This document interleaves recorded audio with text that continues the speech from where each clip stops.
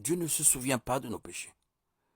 Cependant, le fait que Dieu ne se souvienne plus n'est pas ce que nous considérons habituellement comme de l'oubli. Dieu est omniscient, il sait tout, il n'oublie rien. Cependant, il peut choisir de ne pas se souvenir de quelque chose. Dans les relations humaines, nous pouvons choisir de nous souvenir des offenses que quelqu'un a commises à notre égard, ou nous pouvons choisir d'oublier. Pour pardonner à quelqu'un, nous devons souvent chasser de notre esprit les souvenirs douloureux. Nous n'oublions pas réellement le péché, ce n'est pas que nous sommes incapables de nous souvenir de l'offense, mais nous choisissons de l'ignorer. Le pardon nous empêche de ressasser les problèmes du passé. Plutôt que de nous traiter comme nos péchés le méritent, Dieu éloigne nos péchés de nous autant l'Orient est éloigné de l'Occident. Une distance incommensurable. Pensez la bonté et la miséricorde de Dieu.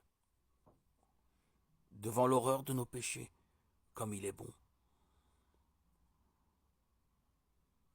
Psaume 103, 12. On trouve plusieurs exemples des effets positifs de l'épreuve. Le psalmiste les compare au raffinage de l'argent. Psaume 66, 10. Pierre dit que notre foi est beaucoup plus précieuse que l'or et que c'est pour cela que nous sommes attristés par diverses épreuves. 1 Pierre 1, 6, 7. En éprouvant notre foi, Dieu fait de nous des disciples affermis, qui marchent vraiment par la foi et non par la vue. 2 Corinthiens 5, 7. Dans les épreuves de la vie, nous devons être comme des arbres dont les racines s'enfoncent toujours plus profondément dans le sol.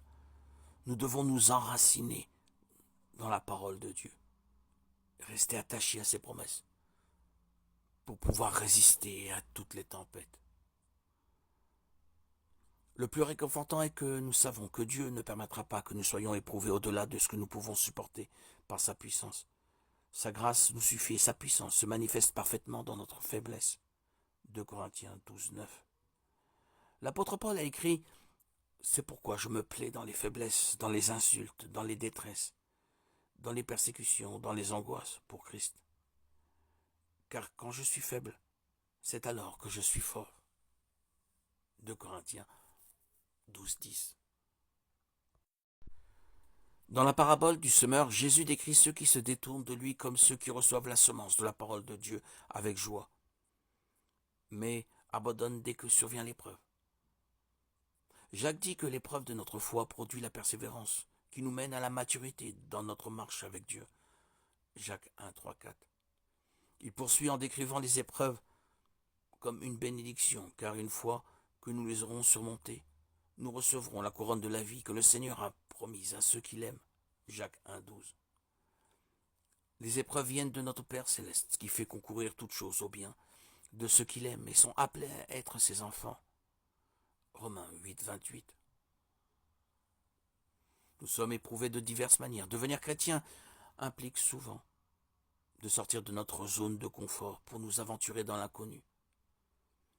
La persévérance dans l'épreuve produit la maturité et la plénitude spirituelle, comme l'écrit Jacques. Mes frères et sœurs, considérez comme un sujet de joie complète les diverses épreuves auxquelles vous pouvez être exposés. Jacques 1, 2. Notre foi peut être éprouvée par les petites irritations quotidiennes, mais aussi par de graves afflictions. Ésaïe 48, 10. Et des attaques de Satan. Job 2, 7.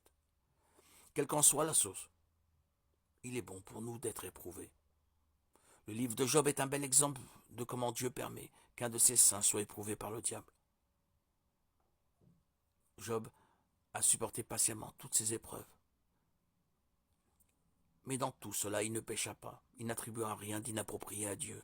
Job 1, 22. Ce récit nous montre aussi que le pouvoir de Satan pour nous éprouver est limité par la souveraineté de Dieu.